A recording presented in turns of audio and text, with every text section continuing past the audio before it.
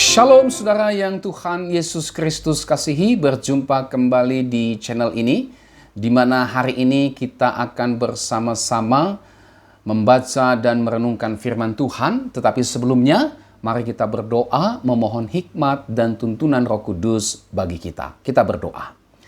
Bapa di dalam sorga, terima kasih hari ini kami masih diberikan kesempatan untuk bersama-sama belajar dari kebenaran firman Tuhan.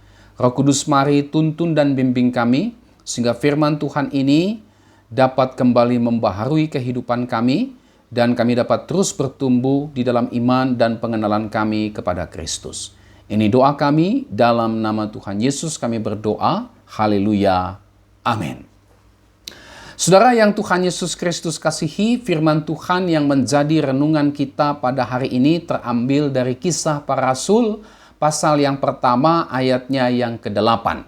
Demikian firman Tuhan, tetapi kamu akan menerima kuasa kalau Roh Kudus turun ke atas kamu, dan kamu akan menjadi saksiku di Yerusalem dan di seluruh Judea dan Samaria dan sampai ke ujung bumi. Nah, dari firman Tuhan ini, tema yang menjadi renungan kita adalah gereja yang bermisi. Saudara yang Tuhan Yesus Kristus kasihi, saya mengajak kita untuk melihat dulu apa sih arti daripada gereja. Ya, mungkin ada sebagian dari antara kita yang berpikir ketika mendengar kata gereja adalah sebuah gedung di mana di dalamnya ada kursi, ada peralatan-peralatan untuk ibadah, ya, dan berbagai macam hal-hal yang lainnya. Atau ada di antara kita yang ketika berpikir tentang gereja adalah denominasi, ya. Kita tahu bersama ada banyak denominasi di dalam gereja di Indonesia, bahkan di seluruh dunia. Tetapi saudara, saya mengajak kita untuk melihat arti gereja, ya, menurut Alkitab. Saudara, kata gereja ini berasal dari kata Yunani eklesia. Mungkin saudara pernah mendengar kata ini, ya. Karena kata ini dipakai menjadi nama gereja, ya, dipakai menjadi nama toko buku rohani, dipakai menjadi nama paduan suara atau vokal group dan sebagainya. Eklesia. Nah, eklesia ini terdiri dari dua kata, ek yang artinya dari, dan kaleo yang artinya memanggil, ya. Secara hurufiah berarti memanggil dari, atau bisa juga diartikan mereka yang dipanggil keluar, ya. Nah, kata eklesia ketika dipakai untuk gereja ini mempunyai arti yang pertama, itulah orang-orang yang dipanggil keluar dari kehidupan yang lama. Atau orang-orang yang dipanggil keluar dari kegelapan dosa, keluar dari kehidupan dosa, keluar dari kehidupan yang dikuasai oleh iblis, ya, dipanggil oleh Allah, dipindahkan dari itu semua ke dalam kerajaan Allah. Itulah eklesia. Dipanggil keluar dari kegelapan dosa, masuk ke dalam kehidupan dalam terang Allah. Dia tidak lagi hidup dalam kegelapan dosa, dia tidak lagi hidup dalam kesenangan dosa, dia tidak lagi hidup dalam keterlibatan dengan kuasa-kuasa iblis, tetapi sekarang dia menjadi anak-anak Allah yang hidup di dalam persekutuan dengan Allah. Inilah yang disebut dengan eklesia. Ya. Eklesia, apa itu? Eklesia juga bisa berarti orang-orang yang dipanggil keluar dari hidup bagi diri sendiri dan sekarang hidup bagi Tuhan. Ya, keluar dari hidup bagi diri sendiri, masuk ke dalam kehidupan bagi Tuhan, sehingga dia sekarang beribadah kepada Tuhan, melayani Tuhan dan memuliakan Tuhan. Itulah gereja. Ya. Jadi gereja pertama-tama dipahami definisinya ini. Keluar dari kegelapan dosa, keluar dari ikatan kuasa setan-setan, keluar dari hidup bagi diri sendiri yang sekarang hidup bagi Tuhan, beribadah kepada Tuhan, melayani Tuhan dan memuliakan Tuhan. Dia sekarang ada di dalam kerajaan Allah. Dia sekarang menjadi anak-anak Allah, dia sekarang menjadi warga negara Allah. Inilah definisi daripada gereja. Yang berikut, saudara, saya mengajak kita untuk melihat arti daripada misi. Nah, saya mengutip Kamus Besar Bahasa Indonesia, kata misi itu punya arti yang pertama, perutusan yang dikirimkan oleh suatu negara ke negara lain untuk melakukan tugas khusus dalam bidang diplomatik, politik, perdagangan, kesenian, dan sebagainya. Ya. Jadi utusan yang dikirimkan oleh suatu negara ke negara lain untuk melakukan tugas khusus, entah itu dalam bidang diplomatik, politik, perdagangan, kesenian, keamanan, dan sebagainya. Diutus oleh suatu negara untuk melakukan tugas khusus. Yang kedua, menurut Kamus Besar Bahasa Indonesia, misi artinya tugas yang dirasakan orang sebagai suatu kewajiban untuk melakukannya demi agama, ideologi, patriotisme, dan sebagainya. Tugas, ya. Tugas yang diterima oleh seseorang, tugas itu merupakan suatu kewajiban untuk dilakukan. Entah itu demi agama, entah itu demi ideologi, entah itu demi patriotisme, dan sebagainya. Tugas yang harus dilaksanakan sebagai sebuah kewajiban untuk dilakukan.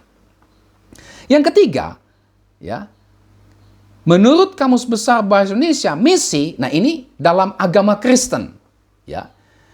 Apa itu misi? Dalam agama Kristen, misi menurut Kamus Besar Bahasa Indonesia adalah kegiatan menyampaikan kabar baik atau Injil dilakukan atas dasar pengutusan sebagai kelanjutan misi Kristus. Ya. Ini menarik sekali, saudara. Rupanya kata misi dalam Kamus Besar Bahasa Indonesia itu ada dalam hubungannya dengan agama Kristen. Ya, dalam pengertiannya di dalam kekristenan. Ya. Jadi misi dalam kekristenan itulah kegiatan menyampaikan kabar baik. Sebuah kegiatan, aktivitas, perbuatan menyampaikan Injil. Ini semua dilakukan atas dasar pengutusan sebagai kelanjutan misi Kristus. Jadi kegiatan untuk menyampaikan kabar Injil yang merupakan pengutusan. Ya, kegiatan menyampaikan kabar baik itu adalah sebuah pengutusan. Ya, yang didasarkan kepada perintah Kristus yang mengutus setiap orang percaya untuk memberitakan Injil. Jadi inilah arti daripada misi menurut Kamus Besar Bahasa Indonesia. Sehingga saudara, gereja yang bermisi berarti gereja yang melaksanakan tugas pemberitaan Injil, kabar baik kepada semua orang yang didasarkan kepada pengutusan Kristus bagi gerejanya atau bagi orang yang percaya kepada Kristus. Nah, saudara yang Tuhan Yesus Kristus kasihi, berbicara tentang gereja yang bermisi, ya, atau gereja yang bersaksi, ya, ini merupakan salah satu dari 3 panggilan gereja. Ya, ada 3 panggilan gereja. Yang pertama bersekutu, koinonia. Yang kedua melayani, diakonia. Dan yang ketiga ini saudara, itulah bersaksi, ya, atau marturia dalam istilah Yunaninya. Ya. Jadi bermisi, gereja yang bermisi atau gereja yang bersaksi, marturia, ini merupakan salah satu dari 3 panggilan gereja itu tadi. Selain bersekutu, koinonia, dan juga melayani atau diakonia. Sehingga saudara, gereja yang sejati adalah gereja yang menunjukkan atau yang melakukan ketiga panggilannya, mentaati ketiga panggilannya tersebut, itulah bersekutu, melayani, dan bermisi atau bersaksi memberitakan Injil Yesus Kristus. Ya. Gereja, saudara dan saya, memiliki 3 panggilan penting. Saudara dan saya bersekutu. Panggilan kita sebagai orang percaya bersekutu bersama dengan orang-orang seiman, koinonia. saudara saya dan saya dipanggil juga untuk melayani. Ya. Diakonia. Dan yang ketiga, saudara dan saya juga dipanggil untuk bermisi atau bersaksi memberitakan Injil Yesus Kristus. Inilah 3 panggilan gereja. Inilah 3 panggilan saudara dan saya yang adalah gereja yang tadi kita sudah lihat definisinya. Nah, tanpa adanya ketiga hal tersebut, ya, gereja yang tidak menunjukkan ketiga hal tersebut secara bersama-sama, maka itu bukanlah gereja yang sejati. Itu belumlah gereja yang sejati atau gereja yang benar. Karena gereja yang sejati, gereja yang benar harus menunjukkan ketiga ciri atau ketiga panggilannya.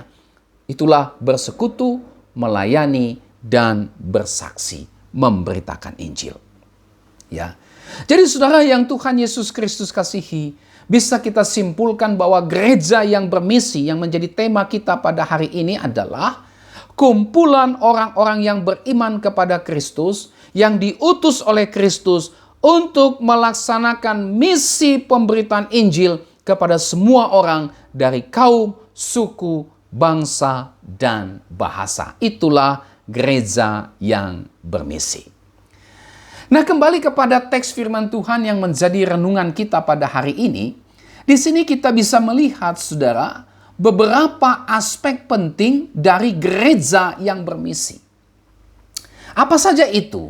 Yang pertama, saudara, gereja yang bermisi adalah gereja yang mewujudkan visi Kristus, yakni menjadikan semua bangsa murid Kristus.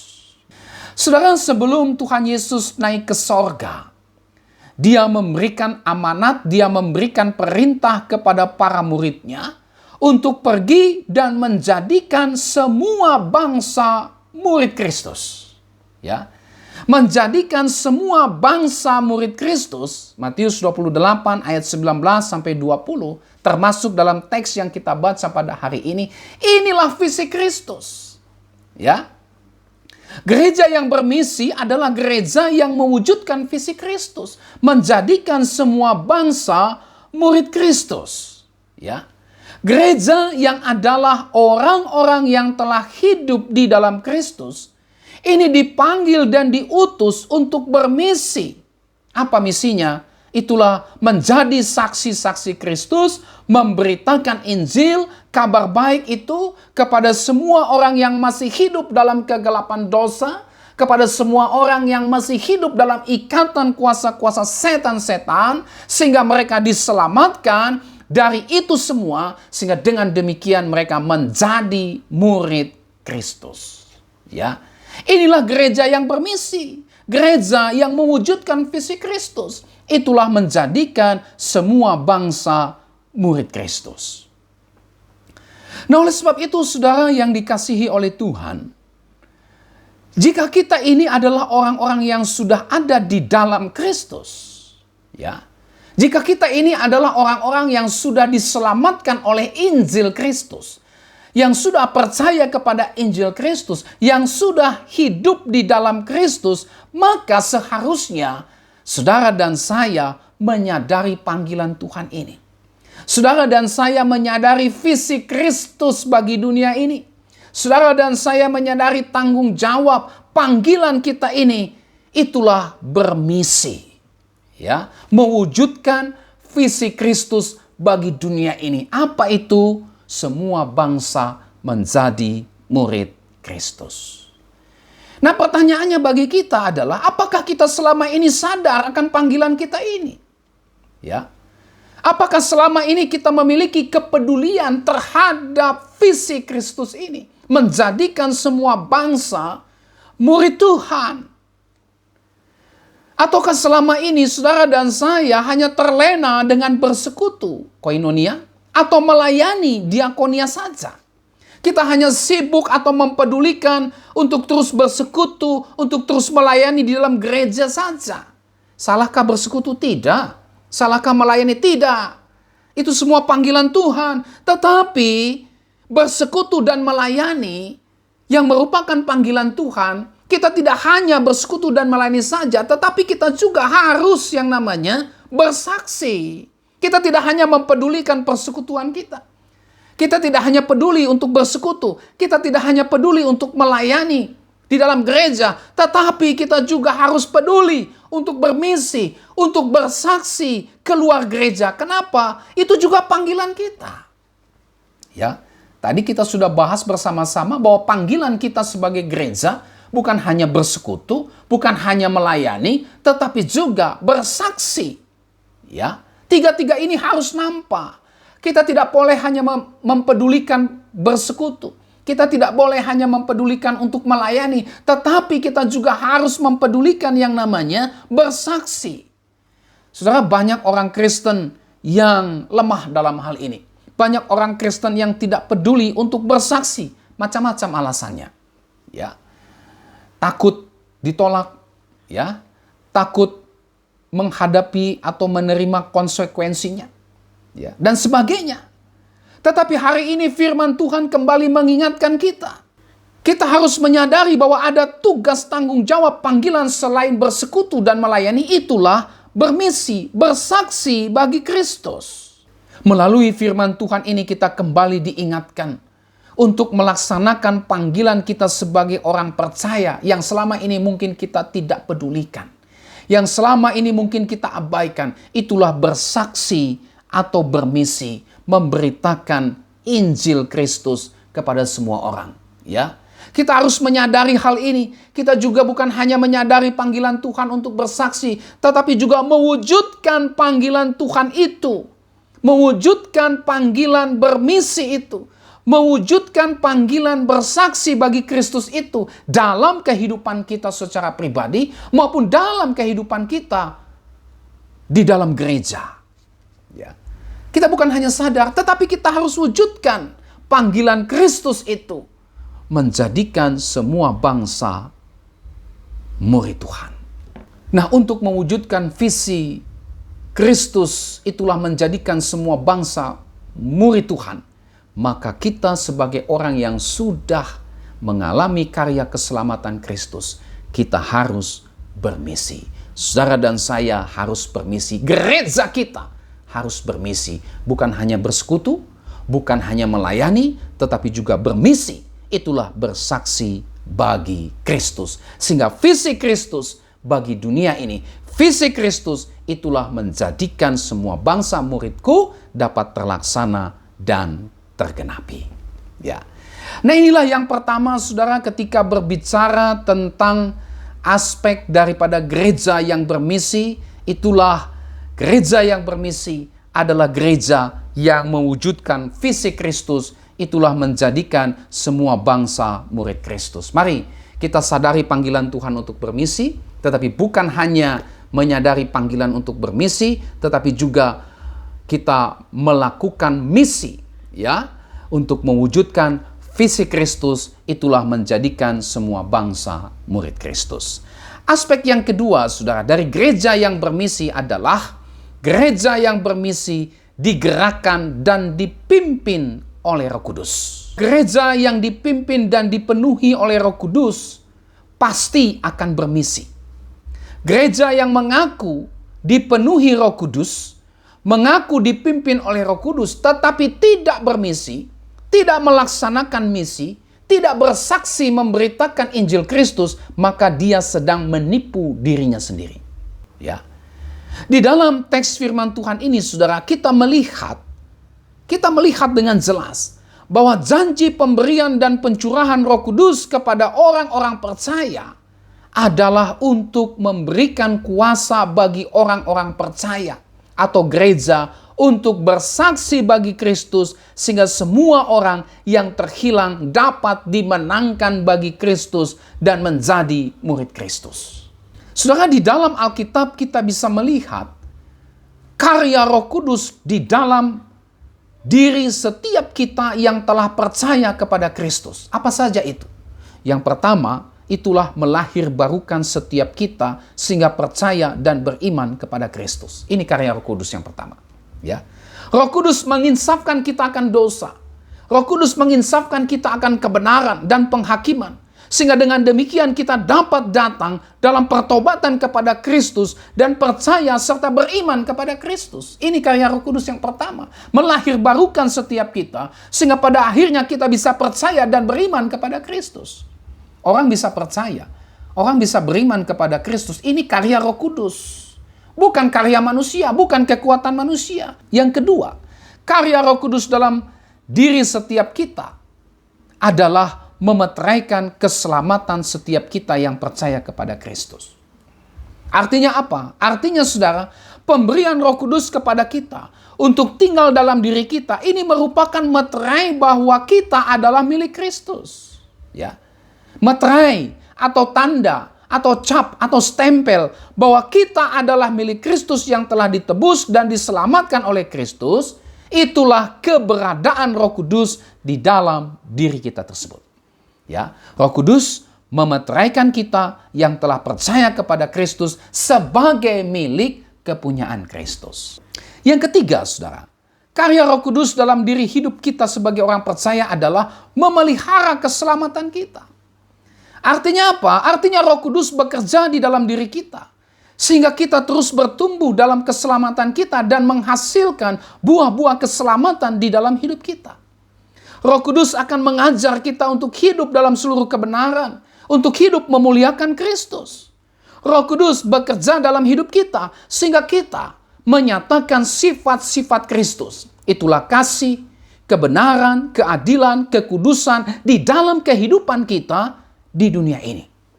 Setiap kita yang telah dipenuhi atau didiami oleh Roh Kudus pasti akan memiliki kerinduan, pasti akan memiliki keinginan untuk menyenangkan Kristus, untuk memuliakan Kristus dalam seluruh kehidupan kita. Setiap kita yang mengaku dipenuhi Roh Kudus, mengklaim dirinya bahwa saya dipenuhi Roh Kudus, tetapi ketika kehidupannya bertentangan dengan firman Allah, maka sesungguhnya saudara kita sedang menipu diri kita sendiri. Bahkan meskipun kita mengklaim bahwa kita dipenuhi Roh Kudus, kita mengklaim bahwa kita memiliki karunia-karunia rohani, atau mengadakan mujizat atau tanda-tanda ajaib. Tetapi jika kita tidak punya iman kepada Kristus, ya, artinya kita masih beriman kepada kuasa-kuasa kegelapan. Kita masih beriman kepada harta, kepada kedudukan, kepada jabatan, kepada popularitas, kepada kepintaran kita, kepada pengalaman, kepada kekuatan manusia dan sebagainya. Ya. Tidak hidup di dalam kasih Kristus, serta tidak hidup dalam kebenaran Kristus, maka sesungguhnya kita adalah pelaku kejahatan. Kita sesungguhnya adalah anak-anak si jahat. Kita sesungguhnya adalah orang-orang yang munafik. Tuhan Yesus pernah berkata dalam Matius 7 ayat 21-23, bukan setiap orang yang berseru kepadaku Tuhan, Tuhan akan masuk ke dalam kerajaan Allah, melainkan mereka yang melakukan kehendak Bapa-Ku. Pada hari terakhir banyak orang akan berseru, Tuhan, Tuhan, bukankah kami mengusir setan demi namamu, melakukan mujizat demi namamu? Ya. Tetapi Tuhan Yesus berkata apa? Enyahlah kamu sekalian pembuat kejahatan, aku tidak mengenal kamu.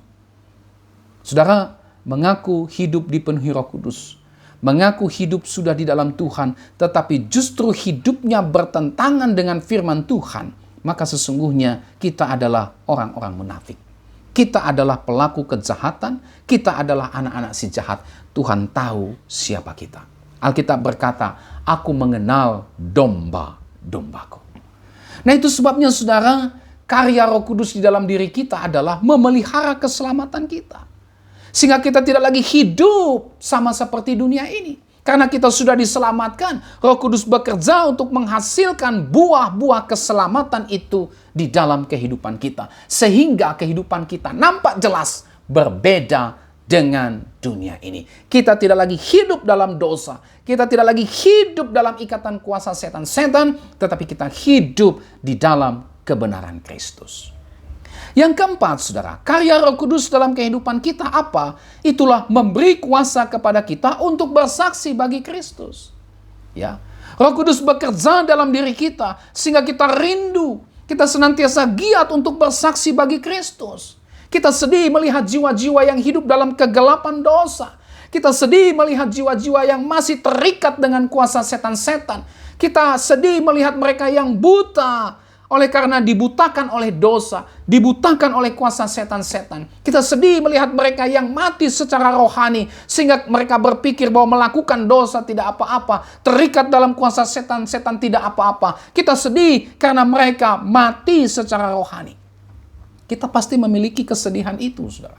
Itu sebabnya kita rindu, kita giat untuk memberitakan Kristus bagi mereka. Ya. Roh Kudus bukan hanya menggerakkan kita untuk bersaksi bagi Kristus. Ya, kita digerakkan untuk bersaksi. Tetapi juga saudara, Roh Kudus memberikan kuasa kepada kita. Ketika kita bersaksi bagi orang-orang yang masih hidup dalam kegelapan dosa. Sehingga setiap orang yang mendengar kesaksian kita, mereka pada akhirnya diinsapkan akan dosa. Mereka pada akhirnya diinsapkan akan kebenaran. Mereka pada akhirnya diinsapkan akan penghakiman. Mereka sadar akan keberadaan mereka yang berdosa. Mereka sadar bahwa mereka tidak bisa menyelamatkan diri mereka dengan kekuatan mereka sendiri. Mereka sadar bahwa mereka memerlukan juru selamat. Ini pekerjaan Roh Kudus. Ini kuasa Roh Kudus yang bisa menginsapkan orang akan dosa, kebenaran, dan penghakiman. Ya. Gereja yang bermisi adalah gereja yang dipenuhi Roh Kudus. Dan gereja yang dipenuhi Roh Kudus adalah gereja yang bermisi. Jika kita bermisi atau bersaksi bagi Kristus, maka kita adalah orang yang dipenuhi oleh Roh Kudus. Dan jika kita adalah orang yang dipenuhi oleh Roh Kudus, maka pastilah kita bermisi. Pastilah kita bersaksi bagi Kristus. Nah saudara, inilah 4 karya Roh Kudus di dalam kehidupan kita orang yang percaya kepada Kristus, yang keempat-empatnya ini ada di dalam seluruh kehidupan kita yang sudah ada di dalam Kristus. Jadi sangatlah jelas bahwa jika kita dipenuhi Roh Kudus, maka kita pasti hidup dalam kebenaran Kristus dan kita memberitakan kebenaran Kristus.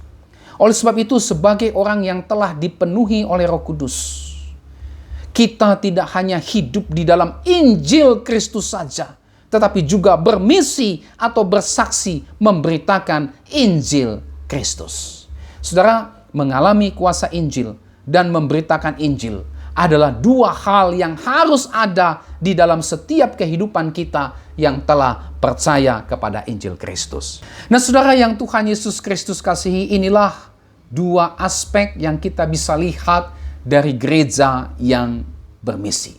Kiranya renungan firman Tuhan tentang gereja yang bermisi ini dapat kembali membaharui kehidupan kita, di mana pertama, kita percaya kepada Injil Kristus. Gereja yang bermisi adalah gereja yang telah percaya kepada Injil Kristus. Oleh sebab itu kita percaya bahwa hanya Injil lah yang bisa membawa kita kepada keselamatan kekal dan hidup memuliakan Allah. Tidak ada cara untuk manusia bisa mengalami keselamatan kekal dan hidup memuliakan Allah selain hanya di dalam Injil.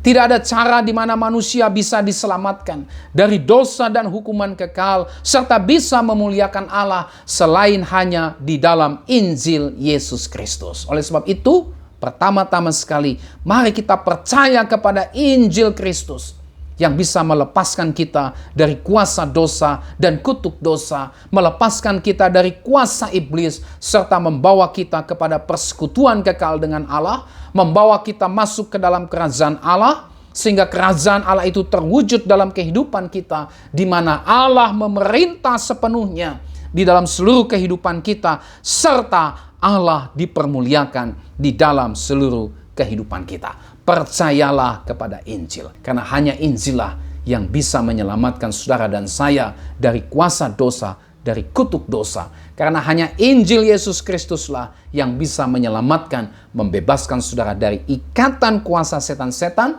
dan karena hanya Injil Yesus Kristuslah yang bisa membawa saudara untuk masuk dalam persekutuan kekal dengan Allah dan memuliakan Allah. Selain itu, tidak ada yang bisa membawa saudara keluar bebas dari dosa, masuk dalam persekutuan dengan Allah selain hanya Injil Yesus Kristus. Percaya hanya kepada Injil Yesus Kristus. Yang kedua, Oleh karena hanya Injil sajalah yang bisa membebaskan manusia. Yang bisa membebaskan saudara dan saya dari kuasa dosa dan kutuk dosa. Yang bisa membebaskan dan menyelamatkan saudara dari kuasa iblis. Serta yang bisa membawa saudara dan saya. Yang bisa membawa manusia kepada persekutuan kekal dengan Allah. Dan kerajaan Allah pada akhirnya terwujud dalam kehidupan manusia, di mana Allah pada akhirnya memerintah dalam seluruh hidup manusia, serta Allah dipermuliakan di dalam seluruh kehidupan manusia, maka kita harus bermisi. Kita harus bersaksi bagi Kristus. Kita harus memberitakan Injil, karena Injil adalah kabar baik bagi manusia berdosa. Ya, sekali lagi, hanya Injil yang bisa menyelamatkan manusia dari kuasa dan kutuk dosa, dari ikatan kuasa setan-setan. Hanya Injil yang bisa mendamaikan manusia dengan Allah. Hanya Injil yang bisa membawa manusia masuk dalam persekutuan kekal dengan Allah. Hanya Injil yang bisa membawa manusia untuk memuliakan Allah. Oleh sebab itu, kita harus beritakan Injil. Ya, kita harus bersaksi, memberitakan Injil. Kita harus bermisi, ya, memberitakan Injil sehingga semua orang berdosa dapat mengalami kuasa Injil yang mengubahkan mereka menjadi ciptaan baru. Saudara, sebagai orang-orang yang telah mengalami kuasa Injil, ayo kita terlibat dalam misi menjadikan semua bangsa murid Kristus.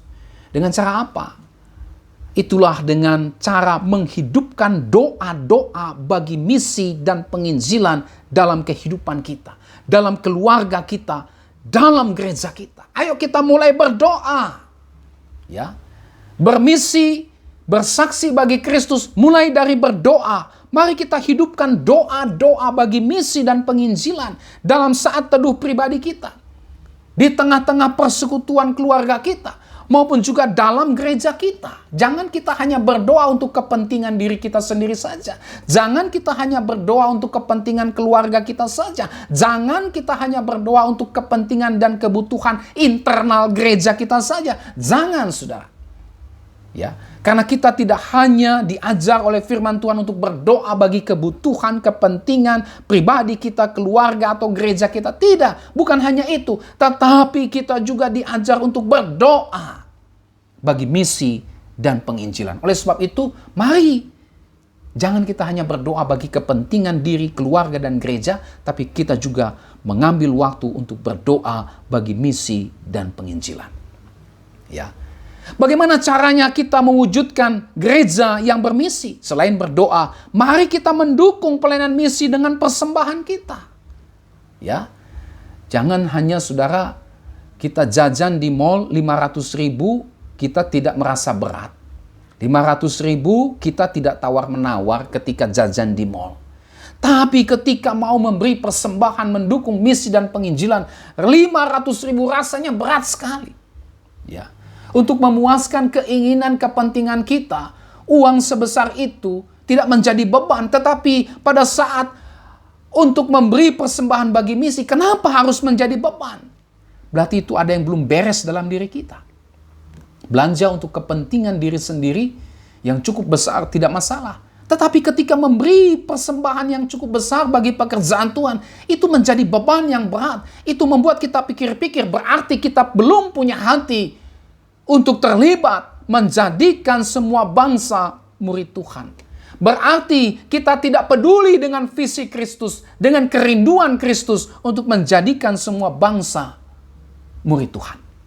Orang yang sudah bertobat dalam hal keuangan adalah ketika keuangannya dipakai untuk memuliakan Tuhan.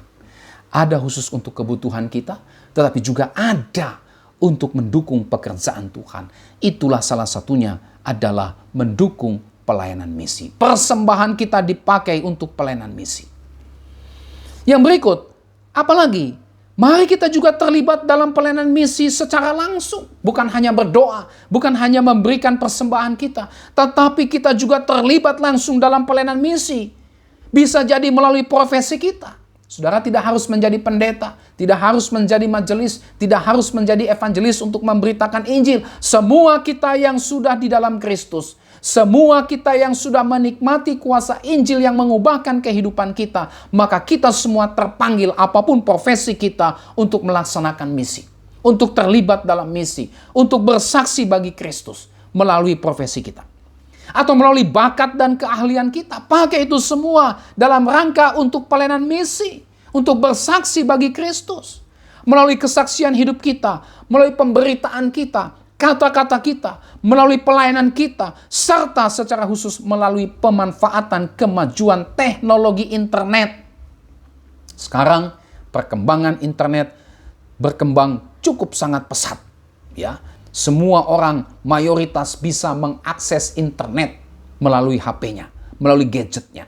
Tetapi pertanyaannya adalah, apakah kita sebagai orang Kristen, sebagai orang yang sudah percaya kepada Kristen, memanfaatkan kemajuan teknologi tersebut untuk kepentingan kerajaan Allah, atau justru untuk pemuasan keinginan-keinginan kita, atau malah justru dipakai untuk berdosa, untuk berbuat dosa. Ya.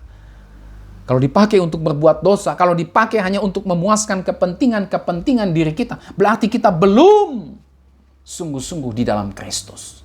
Kalau kita sudah di dalam Kristus, saudara, kita manfaatkan kemajuan teknologi internet ini untuk melaksanakan misi penginjilan, untuk bersaksi bagi Kristus di dunia maya, di mana semua orang bisa mengakses internet, sehingga pada akhirnya semua orang mendengarkan Injil, bahkan diselamatkan oleh Injil, sehingga visi Kristus menjadikan semua bangsa murid Kristus dapat tergenapi.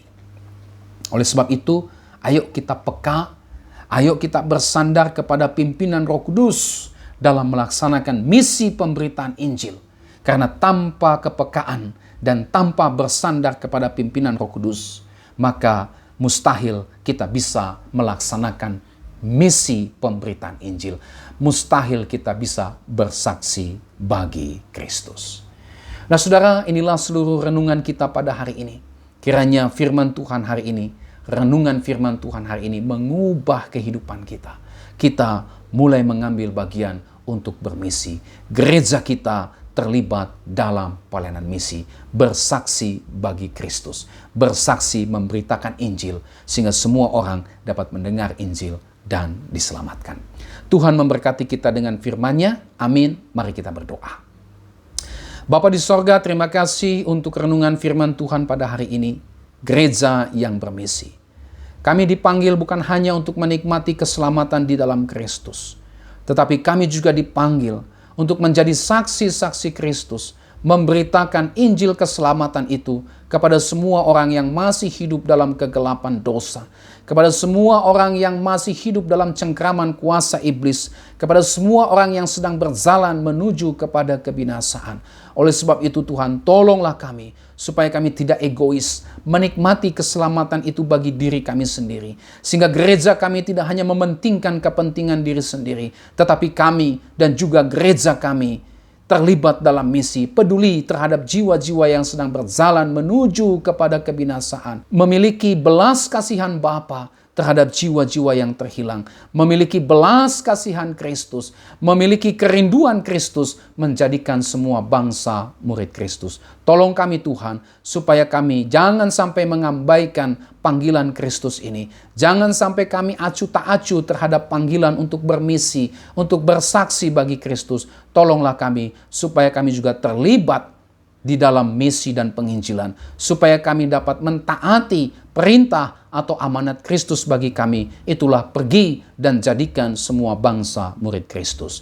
Berkati kami semua, ubah kami semua Tuhan menjadi orang-orang yang bermisi, menjadi gereja yang bermisi. Dalam nama Tuhan Yesus kami berdoa, haleluya, amin. Sampai kita berjumpa kembali saudara, Tuhan Yesus memberkati saudara dan shalom.